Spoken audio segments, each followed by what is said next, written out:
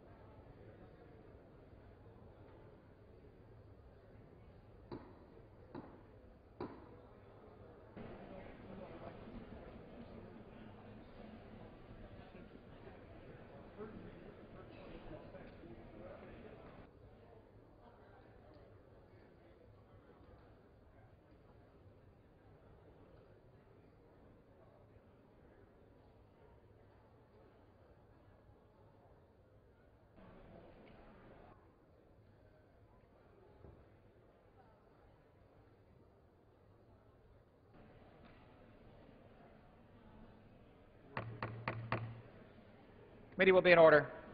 For what purpose does this gentleman from California rise? Strike the last word. Gentleman is recognized for 5 minutes. Mr. Chairman, I rise in strong opposition to this deeply flawed Republican funding resolution. The bill is a reckless and sweeping attack on the public health and environmental protections that keep our air safe to breathe and our water safe to drink. I make a point of order that the House is not in order. The committee will be in order. The gentleman's correct. The committee will be in order. Members are advised to please take their conversations off the floor. One of the most egregious assaults on public health and the environment in the legislation is Section 1746. Madam Speaker, I'm sorry, I can't hear. The committee's still not in order. The gentleman is correct. The committee is not in order. The committee will come to order. The gentleman deserves the respect to be heard. Members are advised to take their conversations off the floor. Gentleman from California. This provision guts the Clean Air Act and bars the Environmental Protection Agency from addressing the grave threat to public health and the environment posed by carbon pollution, and it does so while destroying thousands of jobs. The science is clear and the evidence is overwhelming. According to the National Academy of Sciences and the premier scientific organizations of all the world's major economies, carbon pollution is changing the climate and endangering the environment. But Section 1746 prohibits EPA from taking common-sense, reasonable measures to address this threat. The Clean Air Act currently requires that new source plants, new power plants, new oil refineries, and other major new sources of carbon emissions take steps to reduce their carbon emissions. This requirement makes sense because it is easier for facilities to plan for emission reductions before construction than to install retrofits afterwards. EPA says sources should be able to comply just by being energy efficient. Section 1746 would prevent EPA from implementing this common-sense requirement. EPA has also indicated it plans to set minimum federal standards for the two largest sources of carbon pollution, power plants and oil refineries. This section would prevent EPA from even proposing these standards.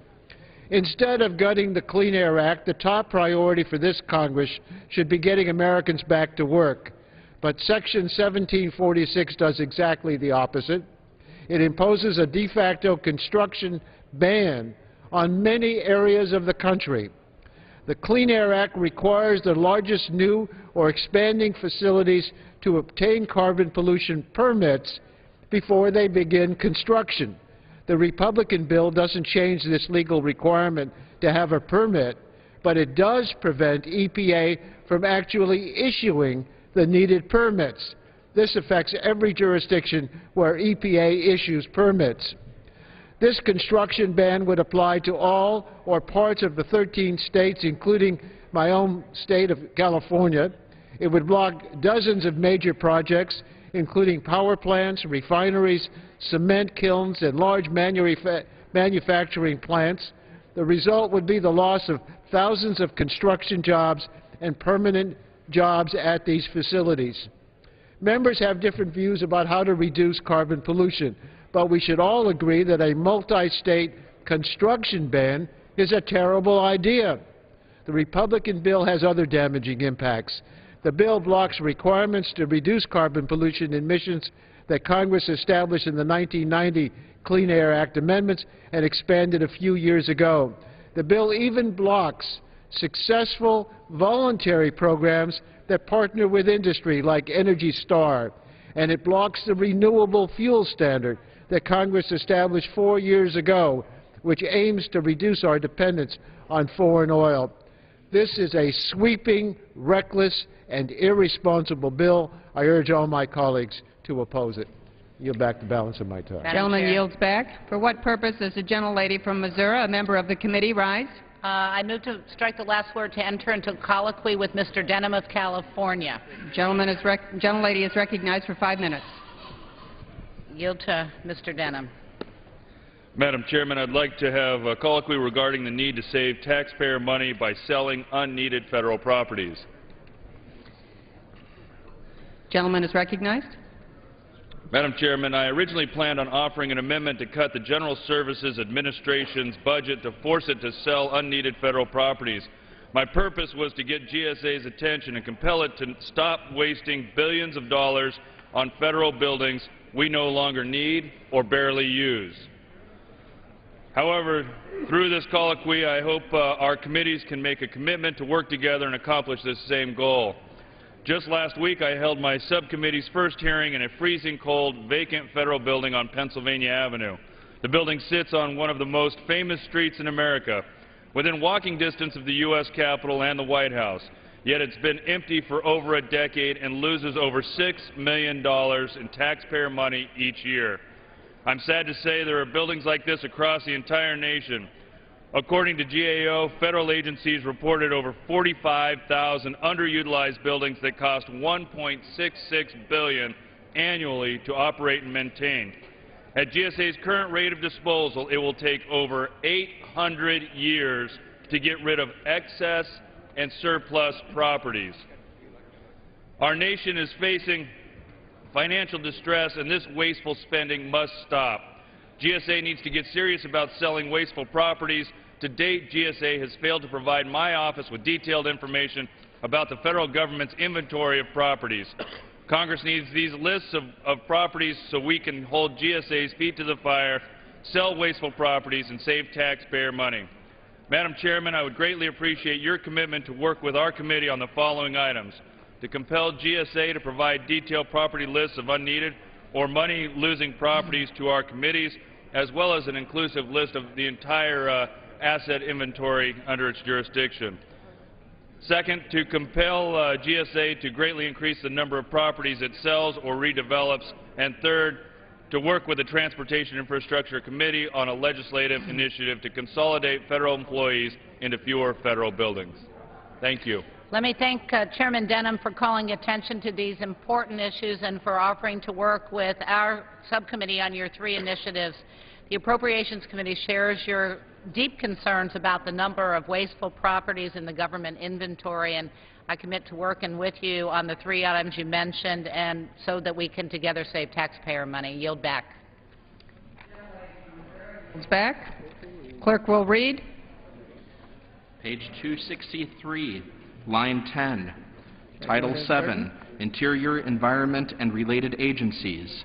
Section 1701, the level for Department of the Interior, Bureau of Land Management, Management of Lands and Resources, shall be $927,523,000. For what purpose does the gentleman from Indiana rise? Madam Chairman, I have an amendment at the desk that was pre-printed in the congressional record under the rule. Clerk will designate the amendment. Amendment number 30, printed in the congressional record, offered by Mr. Burton of Indiana. Gentleman is recognized for 5 minutes. Madam Chairman, I've talked to the leadership of the committee, and I think that this amendment is agreeable to them, and I don't think there's going to be a great deal of opposition to it. But what I want to do is I want to send a message to the Bureau of Land Management this amendment only cuts about $2 million from the Bureau of Land Management's Management of Lands and Resources account. And I know that's not much when you're talking about a $1.65 trillion deficit this year. But the problem that I'm addressing is the wild horse and burro management program that they have. This program was started in, I believe, 1971, and since then, the Secretary of the Interior has been charged with managing these mustangs that live on public lands out west primarily. And by any stretch of the imagination, this program may have been successful to a degree, but it's very, very costly. The cost has gone from $20.4 million in fiscal year 2000 to $64 million in 2010, and the President's asked for $75.7 million in this coming fiscal year. Now, as far as back as 2008, the Nonpartisan Government Accountability Office has warned that the cost of this program will get completely out of control unless we deal with it in an efficient way. And this has not happened. And so what's going on right now is they're taking these mustangs and they're transporting them from their habitat where they live now as far as 1,000 miles. They're putting them in holding pens. And they just recently rounded up, I believe, about 10,000 of these wild horses. They shipped them to a holding pen halfway from, let's say, Nevada to Oklahoma, and then they transfer them the rest of the way, about 1,000 miles. It costs about $2,500 per horse to keep them in these pens, and there's other ways to handle this problem. And so the Bureau of Land Management really needs to get on with the problem of dealing with these wild animals in a very efficient and humane way, and they're not doing that. And so I've talked to the people over at the Bureau of Land Management, told them we were going to bring this up, and that it was very, very important that they come up with a program that's a responsible way to deal with these animals and do it in a humane way. Now, they're talking about, in addition to corralling them, to killing many thousands of these horses through euthanasia. And a lot of people in this country, in the Humane Society and animal lovers, think this is a very inhumane way to deal with this problem. So the Bureau of Land Management needs to talk to people who are interested in this issue and come to a conclusion that is acceptable to people all across this country that believe in the mustangs that are out west. And so, as I said, my amendment only cuts $2 million. It's just a drop in the bucket when you're talking about this overall cost problem we're facing. But it is one that I hope will send a very strong message to the Bureau of Land Management to treat these mustangs in a humane way and to solve this problem in a way that's acceptable to the Congress of the United States and the people of this country across America. And I yield back the balance of my time. Gentleman yields back the balance of his time. For what purpose does the gentleman from Idaho, a member of the committee, rise? Move to strike the last word. Gentleman's recognized for 5 minutes. Well, Madam Chairman, we agree that there's a major problem with wild horses and burro policy. It's too expensive and problematic for multiple uses on public lands and conserving western range lands. I'd like to work with Mr. Burton, Mr. Hastings, and Mr. Bishop on this problem. The true problem is the law, not the funding of the law. In recognition of the problems that Mr. Burton raises, we will accept this amendment, but first I'd like to make some important points about the wild horse and burro program. The wild horse population is not native to North America and can double every 4 years. If horses aren't removed from the range, it can cause degradation and reduce foliage for wildlife and livestock. If this program isn't appropriately funded and horses aren't removed from the range, wild horses will continue to reproduce, overgraze, and eventually have a population crash, which means starving horses. I would also point out that it is already illegal to slaughter wild horses or burros, and the BLM spends no funds on slaughtering wild horses and burros. But I appreciate the gentleman from Indiana pointing out the problem, and I would like to work with him to find a reasonable solution to this that doesn't cost the kind of money that it currently costs. Thank you. Gentleman yields back. For what purpose does the gentleman from Virginia rise? Madam Chairwoman, I rise to strike the last word. Gentleman is recognized for 5 minutes. Madam Chairwoman, we're going to hear some opposition to the intent of this legislation, so let me share some thoughts about it. Despite so much public support for allowing wild horses to remain wild despite multiple scientific studies of their management that exposed poor analysis, fiscal waste, no use of preventive methods. The BLM continues to use helicopters to round up and remove horses from the range and place them in long-term holding facilities. There are about 40,600 horses in these pens currently. The most recently completed fiscal year holding costs accounted for $37 million out of a total wild horse and burro budget of $64 million. The average lifespan of a wild horse in captivity is about 30 years. Holding and maintaining one wild horse in these long-term holding facilities costs about $500 a year. Last year, BLM received a 30% increase in their budget. Instead of using that to fix this broken wild horse management problem, they permanently removed another 10,000 wild horses and burros and put them into tax-funded long-term holding pens. BLM's approach has been enormously wasteful and misguided. Instead of capturing wild horses and holding them in pens for life, BLM should have already fully implemented a less costly, preventive, and more humane option, that of controlling herd size through contraception. According to a study by the U.S. Geological Survey, the BLM could save up to $8 million a year with the implementation of herd reduction through birth control. It plans to use birth control for approximately 1,000 horses this year, but will still round up and remove nearly 10,000 others they feel are excessive, in their words. At the same time, we have private citizens who are willing to use their own money to form public-private partnerships that will preserve these horses in the wild, promote economic activity, reduce the cost to the federal government.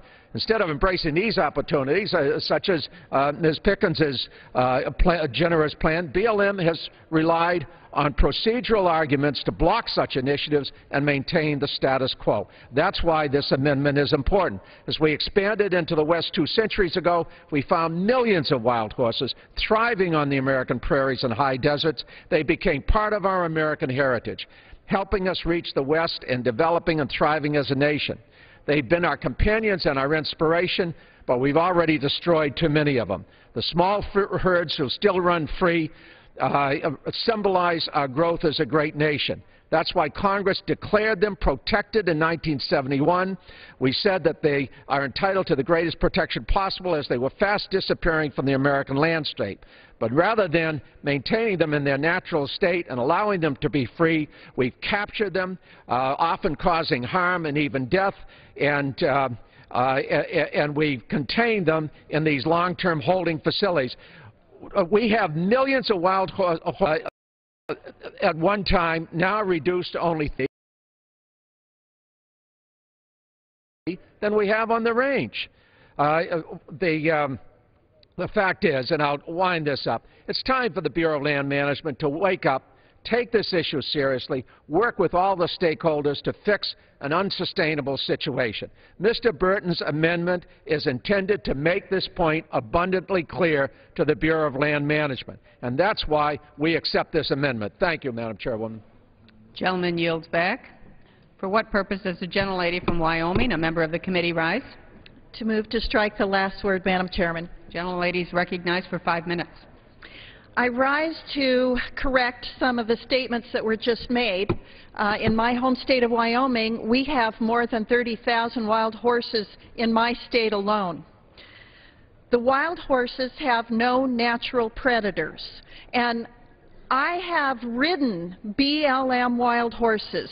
My sister adopted 2 of them. I've ridden them, we've used them on our ranch, and I know whereof I speak.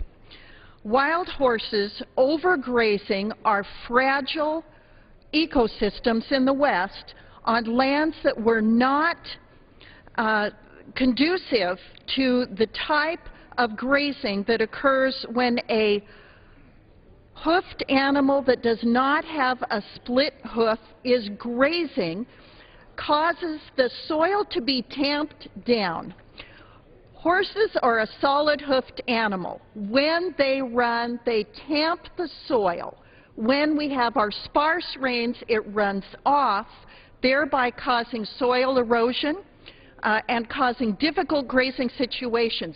The natural grazers on that land for millennium were split-hoofed animals, elk, bison, And that is why sheep and cattle are more conducive to protect the grazing of that sparse, fragile resource than a solid-hoofed animal.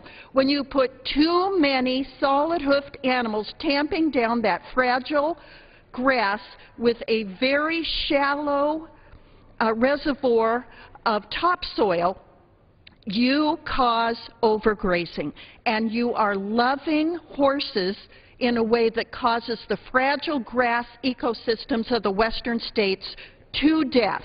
It is this Congress that has caused the problems by saying that we cannot slaughter horses, yet we're not supposed to keep them in pens. We're supposed to allow them to overgraze the West.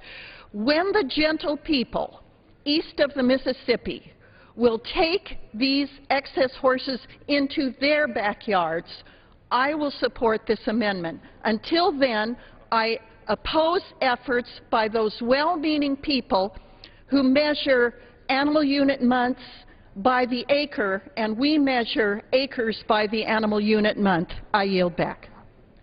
Gentlelady yields back. Balance of her time. The question is on the amendment offered by the gentleman from Indiana. Those in favor signify by saying aye. Opposed say no. In the opinion of the chair, the ayes have it. The amendment is agreed to. For what purpose does the gentleman from New York rise? Madam Chair, I move to strike the last word. Gentleman is recognized for 5 minutes. Thank you, Madam Chair. I rise to discuss Section 1746, which would eliminate EPA funding from going to implementation of the Clean Air Act. Over the past 40 years, the bipartisan Clean Air Act has saved hundreds of thousands of lives and improved the health of Americans in every state. It protects the air we breathe. It protects our children from developing asthma and our seniors from developing emphysema. According to the American Lung Association, in 2010 alone, the Clean Air Act saved over 160,000 lives. Ever since 1990, the EPA estimates the Clean Air Act prevented an estimated 843,000 asthma attacks, 18 million cases of respiratory illness amongst children, 672,000 cases of chronic bronchitis, 21,000 cases of heart disease, and 200,000 premature deaths.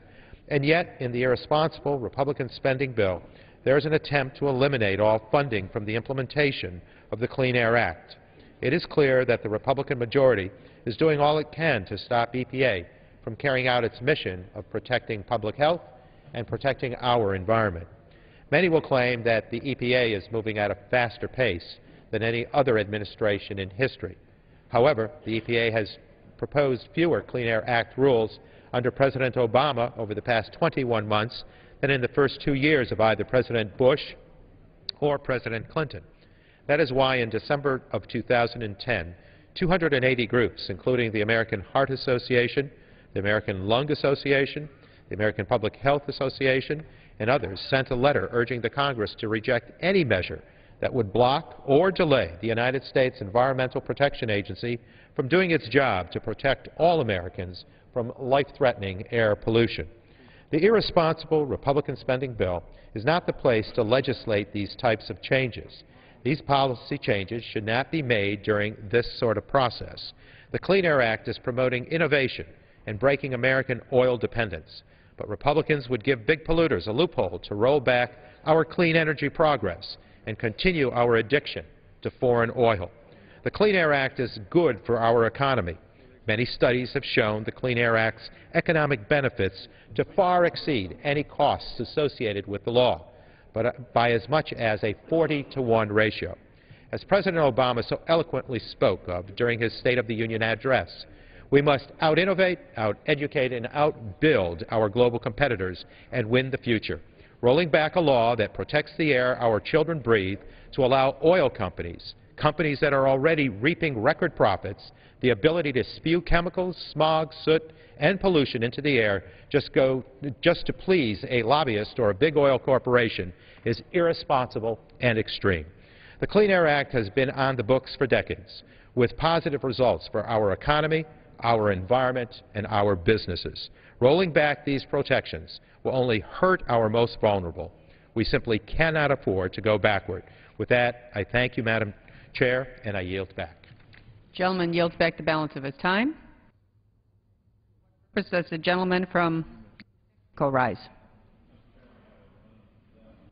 56. Gentleman will suspend.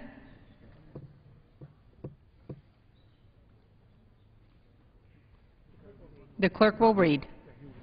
Page 263, line 20, Section 1702, the level for Department of the Interior, Bureau of Land Management Construction shall be $2,590,000. For what purpose does the gentleman from New Mexico rise? Madam Chairman, I request unanimous consent to modify my amendment in the form at the desk. Will the gentleman specify which amendment he seeks to offer? Number 556. Clerk will designate the amendment. Amendment number 556, printed in the congressional record, offered by Mr. Pierce of New Mexico. Madam Chairwoman? For what purpose does the rise? Madam Chairwoman? The gentleman from Idaho. I reserve a point of order on the gentleman's amendment. Point of order is reserved. The gentleman from New Mexico is recognized for 5 minutes. I'm sorry. Okay, listen here a minute. Yes, Madam Chair, I request unanimous consent to modify the modified amendment. And it's just language was put in that that was there extraneously and it just drops out. The clerk will report Madam the Chairwoman, modification. we would object to the modification.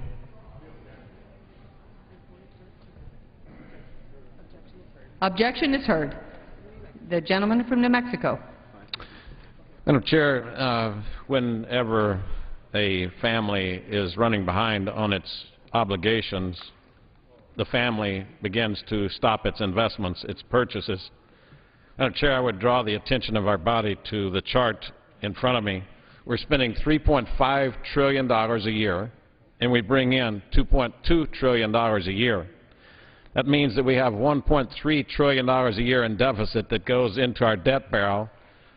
Currently, our debt is around $15 trillion a year. That's on top of the $89 trillion unobligated funds that we have to pay in the future for Social Security, Medicare, and Medicaid. Madam Chair, it is time for us to live within our means as a nation. So my amendment simply strikes the ability for BLM to purchase new land and buildings. It removes $15 million from Fish and Wildlife for land acquisitions. It removes $14+ million from national parks for land acquisitions. It removes $9 million from Forest Service for land acquisitions. It removes $2.5 million from the BLM for new construction. It removes $23 million from Fish and Wildlife Service for construction funds, and removes $171 million from National Park Service for construction funds. As we look at the picture here of us as a nation, and we're seeing that literally we're in the process of wrecking our economy, the same as a family would be wrecking its economy, it's time for us to not stop the purchases of land, but simply put them off to a future time when we can get our economic house in order. We're not talking about stopping these programs forever, just during the rest of this fiscal year. It's not the time for us to be spending money in this way. Our future is at risk. We're having to look at cutting significant funds from programs that matter. We are running a $1.3 trillion deficit this year. Next year, the President's budget says he wants to run a $1.6 trillion deficit. We are looking, CBO and OMB both have a chart here that shows our economy simply discontinuous in the 2030 range. When we're talking about the fiscal instability of our economy, when we're talking about this picture for our ability to pay our debts, when we're talking about this picture for the nation, then it only makes sense for us to look and prioritize our funding and to prioritize our expenditures the same way any family would. And with that, I yield back the balance of my time. Does the gentleman from Idaho continue to reserve his point of order? Madam Chairwoman, I insist on my point of order. Gentleman will state. Madam Chairwoman, the amendment proposes to amend portions of the bill not yet read. The amendment may not be considered en bloc under Clause 2F of Rule 21 because the amendment does not merely propose to transfer appropriations among objects in the bill, but also proposes language other than those amounts. I ask for a ruling of the Chair. Does any other member wish to be heard on the point of order? The gentleman from Virginia, a member of the committee. Madam Chair, in addition to it being a point of order, I think it should be made note of that what we're talking about, nature and cultural visitation, are huge industries responsible for more than 3 million jobs. The Park Service has a backlog and deferred maintenance of at least $6 billion. We can't be cutting construction, and in fact, these funds enhance national parks, wildlife refuges, and public lands and create thousands of new jobs. I would support, though, the motion that this is out of order and trust that it will be ruled as such. Thank you, Madam Chair. Does any other member wish to be heard on the gentleman's point of order? If not, the Chair will rule to be considered en bloc pursuant to Clause 2F of Rule 21. Amendment must propose only to transfer appropriations among objects in the bill. Because the amendment offered by the gentleman from New Mexico proposes also another kind of change in the bill, namely a new limitation on funds in the bill, it may not avail itself of Clause 2F to address portions of the bill not yet read. The point of order is sustained. For what purpose does the gentleman from California rise? I move to strike the last word. Gentleman is recognized for 5 minutes. Thank you, Madam Chair. There's bipartisan agreement that Congress needs to create jobs, grow our economy, and live within our means. The bill before us today, though, goes too far with irresponsible and arbitrary cuts that will threaten the economy and cost us more than 800,000 private and public sector jobs. Included in today's bill is reckless language that will cost thousands of jobs in coastal communities in my district and in Oregon by destroying the recreational and the commercial salmon fisheries. Over the years, my district has been hit hard by politically motivated water management decisions that have resulted in dramatic declines in salmon stock. For example, in the Central Valley, we witnessed a peak of 768,000 fall-run salmon in 2002, followed by a collapse to an historic low of only 39,500 fish in 2009. These declines have led to an estimated $1.4 billion lost economic activity in 08, 09, and 23,000 lost jobs. In these 2 years, the commercial fishery was completely shut down. Last year, only 14,500 salmon were caught by the California salmon fishery, which is about 20% as many as were caught during the 2006 disaster. This only exacerbates the economic crisis facing fishing families and communities in my district. These fishing families have been put out of work in my district and up through and into Oregon. Some have lost their homes, their savings, and their livelihoods. Water management decisions in the collapsing Bay Delta ecosystem need to be based on science, not politics. In 2002, the science on minimum flows in the Klamath River was ignored, resulting in the death of some 80,000 salmon and the loss of countless fishing community jobs. Today's bill does the same thing by waiving federal protections which put at risk fishing industry jobs. And by defunding the biological opinions, this bill also threatens water supplies for Southern California farmers and cities by placing the burden to comply with the California Endangered Species Act solely on the State Water Project. We know that with the right tools and careful water management, we can meet our water needs in a cost-effective way and restore salmon runs and coastal communities. We need to continue the ongoing negotiations aimed at reaching balanced solutions for California's water challenges. This bill undermines that effort. For these reasons, and many more, I urge my colleagues to join me in opposing this reckless piece of legislation that hurts jobs, hurts the economy, and hurts my district. Thank you, and I yield back the balance of my time. The gentleman yields back the balance of his time. For what purpose does the gentlelady from California rise? Madam Chairwoman, I rise to strike the last word. The gentlelady is recognized for 5 minutes. Madam Chair, I'm troubled to be on the floor this afternoon. Americans still are facing staggering unemployment rates. Our economy has not yet fully recovered. But instead of talking about the many ways we can generate jobs, especially clean energy jobs that can't be shipped overseas, and ways to improve the health of American families, we have an extreme piece of legislation before us. Americans all agree that fiscal discipline is a must. But special interest giveaways and legislative earmarks to protect big polluters won't balance our checkbook. Putting health protection on the chopping block means dirtier air, dirtier water, and more children's lives at risk. One of the more egregious legislative earmarks in the bill would block the EPA from doing its job, which is to protect our health from air pollution. Mr. Chairman, not allowing the EPA to address carbon pollution under the Clean Air Act is flat out dangerous. Climate change is a serious problem. The scientific evidence is clear. The debate is over. Climate change is real. It is happening. And human beings are largely to blame. 2010 was the hottest year on record. And in the last decade, the Earth experienced 9 of the 10 hottest years since data has been recorded. We're also starting to see the irreversible damage to our economy and to our environment. Sea levels are rising. Acidification is happening in our oceans. The world is witnessing increased rainfall, floods, droughts, and wildfires. And our freshwater supplies and capacity to grow enough food will be severely challenged in the years ahead. Madam Chair, the longer we delay taking action to address climate change, the more difficult and expensive the solutions will be.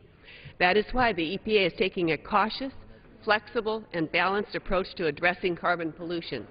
Each of the steps they've taken so far has followed the letter of the law. For 4 decades, the Clean Air Act has protected the health of millions of Americans, including our children, our seniors, and the most vulnerable among us, from all kinds of dangerous air pollutants. The law has a tremendous track record in providing certainty to businesses and delivering economic benefits. Since the Clean Air Act was enacted overall, air pollution has dropped while U.S. GDP has risen 207%. We've also seen major health benefits, including asthma reduction, lower lung cancer rates, and much greater productivity. In fact, by 2020, the benefits of the Clean Air Act are expected to reach $2 trillion, exceeding any cost by more than 30 to 1. All of these benefits, Madam Chair, are jeopardized by this dangerous rollback of the Clean Air Act included in the Republican omnibus spending bill. And that's why groups, many groups, ranging from the American Lung Association to the American Sustainable Business Council, have decried the harm of this proposal to people's health and our economy. And it's why I stand with them today in opposing the extreme earmark to gut the Clean Air Act. This sweeping proposal has many impacts. It would block new construction. It tampers with the Clean Car Agreement between the automakers, the states, and the Obama administration, and it would stop the renewable fuel standards in its tracks. Madam Chair, our constituents want us to create jobs and to stand up for the health of their families. They don't want us to stand with the big polluters. This attack just doesn't make sense. Last month, President Obama stood on the House floor and talked about winning the future through innovation, and he used clean energy as a central example. We know that clean energy will put Americans to work. It will help our economy grow, and it will help America compete in a global marketplace. Let's create jobs by investing in cleaner forms of energy. Let's not obstruct the EPA from doing its job of protecting the public's health and environment. These are crucial issues, Madam Chair, for the public and for our planet. It's our duty here in this place to ensure both are protected from harmful carbon pollution. Unfortunately, this extreme legislation does not meet this test, this crucial test. Congress should be investing in America's future, not moving backwards. So I urge my colleagues to say no to this irresponsible omnibus with all of its reckless spending cuts. And I yield back the balance of my time. Gentlelady yields back the balance of her time. For what purpose does the gentleman from Colorado rise? Madam Chair, I move to strike the last word. Gentleman is recognized for 5 minutes. Madam Chairman, this spending bill is simply unacceptable on many levels. This is a bill drafted for a soundbite, not sound policy for the American people. Handcuffing the EPA is proof of that fact, and I have and will continue to oppose these attempts and oppose these amendments where possible. This CR arbitrarily kills jobs, hurts the public health, and is a slap in the face to protecting our environment and clean air. This CR will set our country back decades by curtailing scientific research simply because Republicans don't like what some of that science says. Worse yet, it puts our children's health at risk by handcuffing the EPA's ability to simply police polluters. The American public needs real solutions and thoughtful policy, not sound bites. This bill is a backhanded way of achieving a policy objective. Just because the Republican Party doesn't like what the overwhelming science is telling us, and they've stopped time and time again any meaningful reform, now they're attempting to legislate in a spending bill. This bill simply continues the false logic often employed by Republicans. Underfund an agency, then complain about its ineffectiveness, then call for further cuts because the program didn't have the funds to work in the first place. Madam Chairman, the EPA is working hard to protect us from pollution in a responsible way that spurs the economy. This CR prohibits any funding from being used to carry out the EPA's power plant pollution safeguards, the rules that target the largest power plants and prevent them from polluting our air. The rules also spur economic growth. A recent study by MIT found that nearly 1.5 million jobs could be created by simply letting the EPA ensure that over time power companies move towards cleaner power plants. That's 1.5 million jobs cut by this CR. Furthermore, this provision only harms an industry by giving it increased uncertainty and not allowing them to plan for the future. In some cases, it might even lock up permits from going to companies that are a normal part of business. We don't need sound bites. We need sound policy. The Clean Air Act guards the most vulnerable Americans, those with asthma and other lung disease, children, older adults, people with heart disease and diabetes, from the danger, the real danger, of airborne pollutants, including threats from mercury, carbon dioxide, and methane. Each year, the Act prevents tens of thousands of ill health effects, including preventing asthma attacks, heart attacks, and, yes, preventing premature death. This year alone, the Clean Air Act will save more than 160,000 lives, according to estimates by the Environmental Protection Agency. 40 years of evidence shows that these health benefits come not only without harm to the economy, but with benefit to the economy. Since 1970, the Clean Air Act has cut emissions by 60%. At the same time, the economy has grown by more than 200%. Madam Chair, I implore the majority party to stop making grand gestures attempting to bully the EPA. Let it do its job of protecting your family, my family, from dangerous pollution. Let it do its job to keep our air and our water clean. This CR is a polluter's dream and a public health nightmare. I urge a no vote and yield back the balance of my time. Gentleman yields back the balance of his time.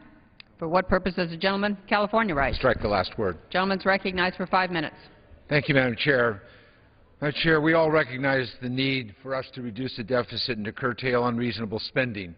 But this continuing resolution obviously goes far too in the extreme direction of harming our economy and harming many of the services that our citizens come to rely on to make them to finish and bring their lives together, whether they're working, whether they need health care, whether their children need education. And this resolution is harmful to that.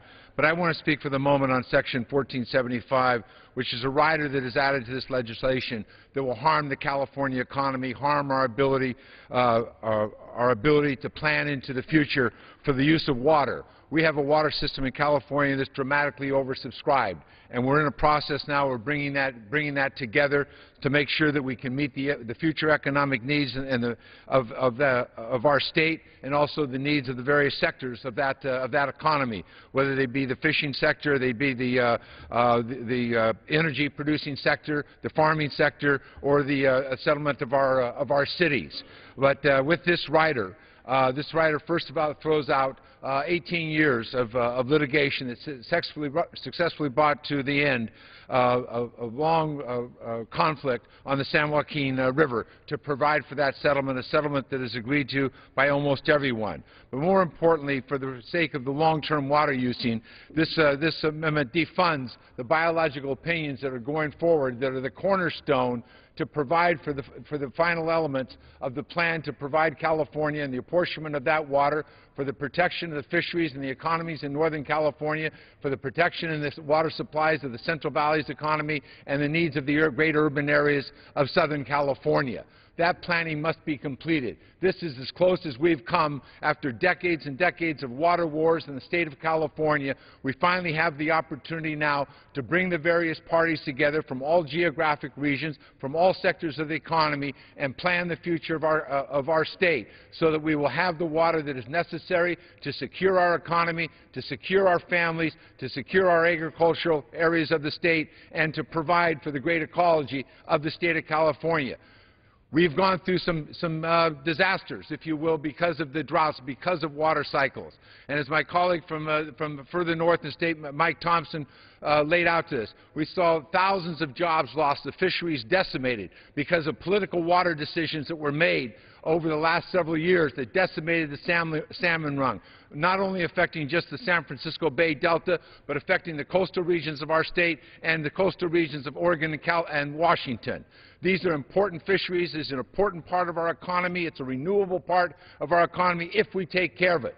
But if we have mindless riders that are put onto legislation like the one that's provided in Section 1475, it will bring an end to these negotiations. It's taken a long time to get the water parties from the South, the water parties from industry, the water parties from agriculture, from the environmental community, and the governments, the federal government and the state government together. They're sitting at that table and they're working it through. Just as in the last couple of days, we see the Delta Planning organization put forth its first document to say what the requirements will be for the conservation habitat plan that all of these elements from North and South California are working on.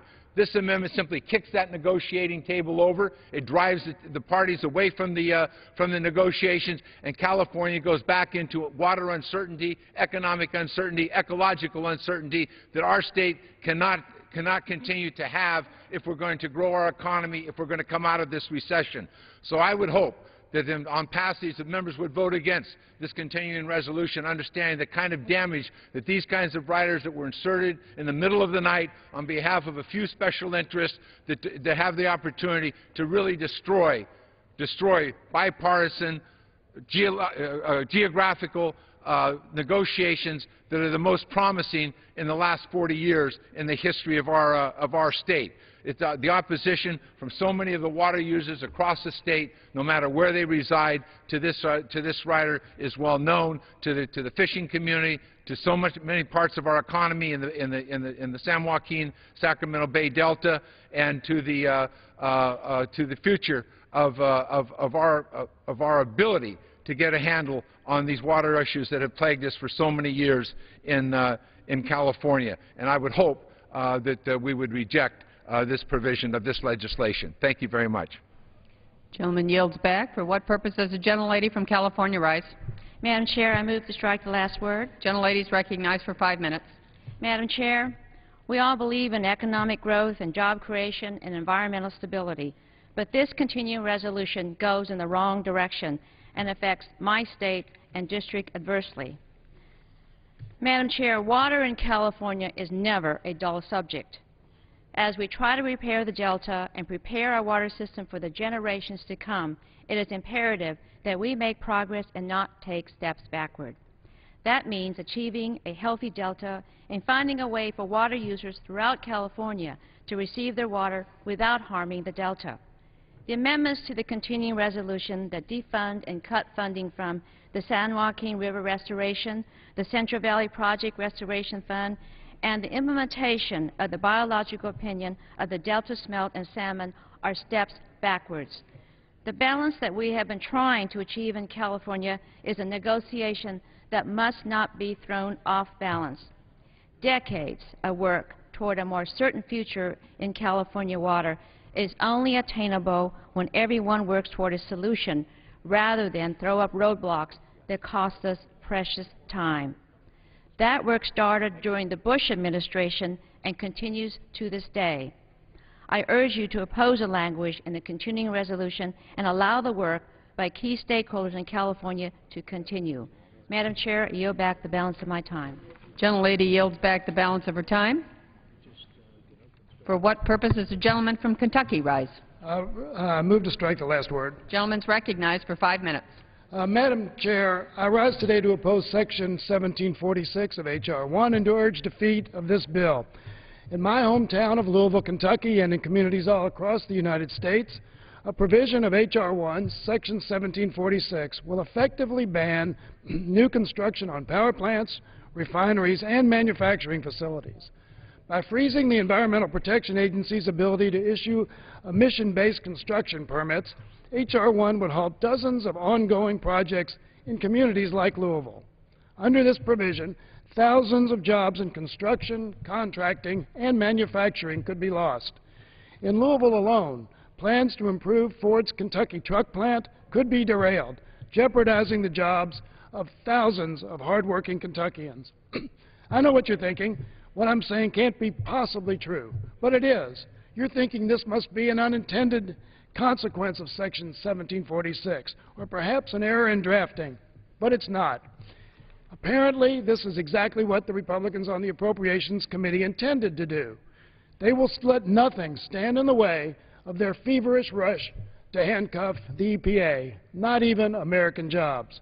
In their effort to slam through a package of irresponsible cuts and to thwart the work of the very agency charged with protecting the air we breathe and the water we drink, the casualties aren't just limited to our national environment, but real people and real jobs. Republicans in the House are trying to shut down the EPA at all costs, except they aren't the ones paying the price.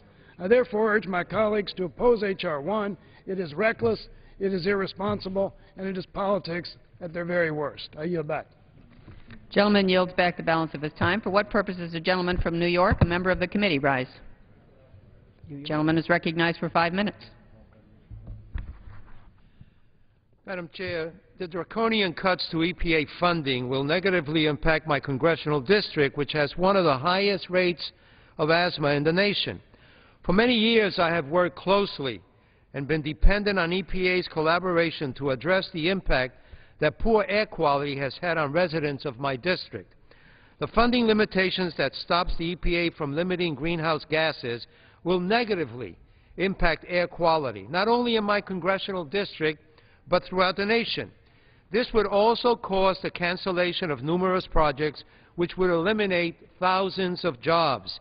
The National Endowment for the Arts and Humanities are also facing severe cuts. What kind of society have we become if we cannot encourage and fund the arts and humanities? Are we focusing on jobs? We must remember that giving our young people the opportunity to experience the arts leads to a more qualified and educated workforce. The funding for the NEA and the NEH helps to provide an important investment in our local arts organizations. Our national parks contribute to the standard of living that many Americans enjoy. Our national parks are one of our greatest treasures, available to all of us. We must continue to improve and protect this valuable resource. The cuts to the National Park Service will also negatively affect many historical and conservation projects.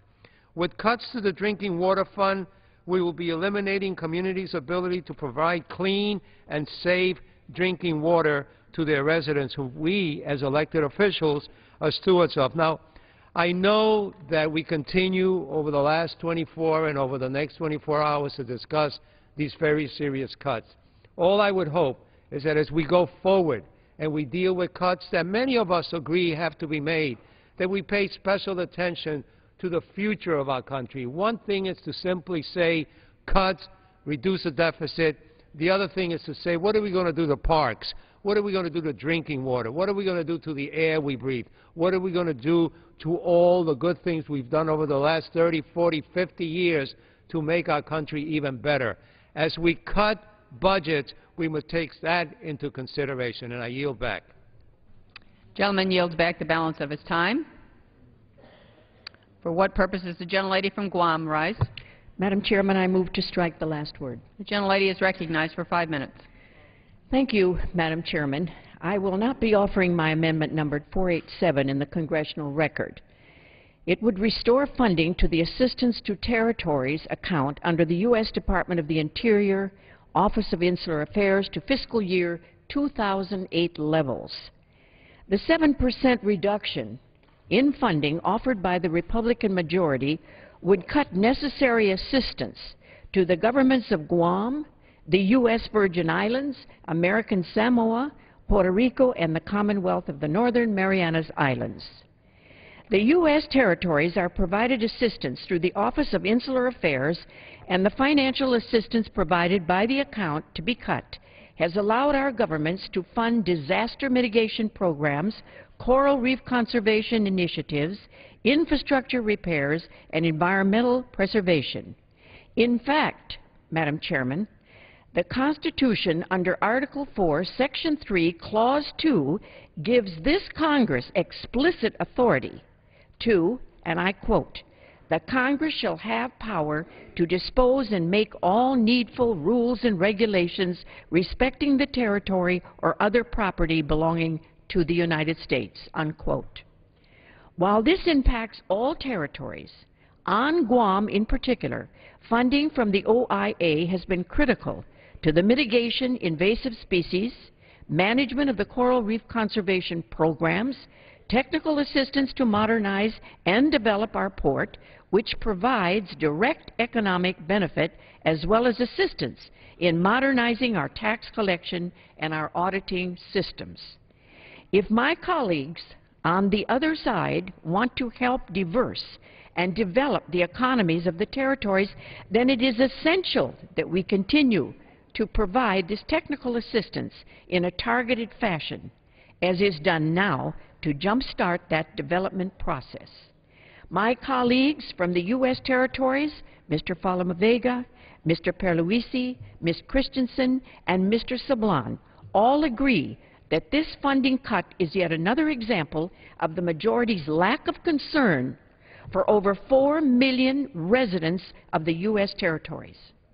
While the majority's removal of our symbolic voting rights at the beginning of the 112th Congress did not affect the livelihoods of our constituents, this funding cut would tangibly result in a reduction of public service in each of our districts, and I oppose the Republicans' continued neglect of our local governments in the territories. And I yield back. Gentlelady yields back the balance of her time. For what purpose does the gentleman from America Samoa rise? Madam Chairman, I move to strike the last word. The gentleman is recognized for 5 minutes. And I ask unanimous consent to extend and revise my remarks. The gentleman is recognized without objection. Madam Chairman, I appreciate the goal to cut spending and reduce the deficit, which is projected to hit $1.6 trillion this year. And I'm very pleased with the approach laid out by President Obama in his budget proposal for FY 2012 and beyond. President Obama is making the case for selectively cutting spending while increasing resources in areas like education and clean energy initiatives that hold the potential for long-term payoffs in economic growth. This common-sense approach will help bring down annual deficits to more substantial levels, but not at the peril of programs that are vital to economic growth, job creation, and the well-being of our fellow Americans. Madam Chairman, this spending bill, H.R. 1, which proposes to cut programs and funding under Section 1729 and 1730, and does not help our economically struggling fellow Americans. To initiatives involve education, the environment, housing, and employment. It will cut critical programs and projects that are essential to economic development and job creation, not only in the 50 states, but also in the insular areas. Madam Chairman, in particular, the proposed bill will cut approximately $6.6 million from the current budget outlays for the Department of the Interior's Office of Insular Affairs. These cuts also include an 8% reduction for technical assistance and about 4% reduction in OIA salaries and expenses. Madam Chairman, the OIA budget has maintained relatively constant funding levels since FY 1998, despite disproportionate need for improvements in the territories. For instance, the OIA Office General Technical Assistance Program provides critical support not otherwise available to insular areas, combating deteriorating economic and fiscal conditions, and to maintain momentum needed to make and sustain meaningful systematic changes. Reduction in the OIA and the Compact Association funding will translate to cuts to vital projects, including, but are not limited to, these projects which foster development of the insular areas in accountability, financial management, tax systems, and procedures, insular management controls, economic development, and also energy, public safety, health, immigration, the whole thing, Madam Chairman. And Madam Chairman, these projects are also critically needed funding for the implementation of our obligations under the Compact of Free Association for the Republic of Palau, the Republic of the Marshall Islands, and the Federated States of Micronesia. Madam Chairman, I urge my colleagues to continue its support for the needs of these insular areas and our obligations to our compact friends in the Pacific. I yield back the balance of my time. Gentleman yields back the balance of his time.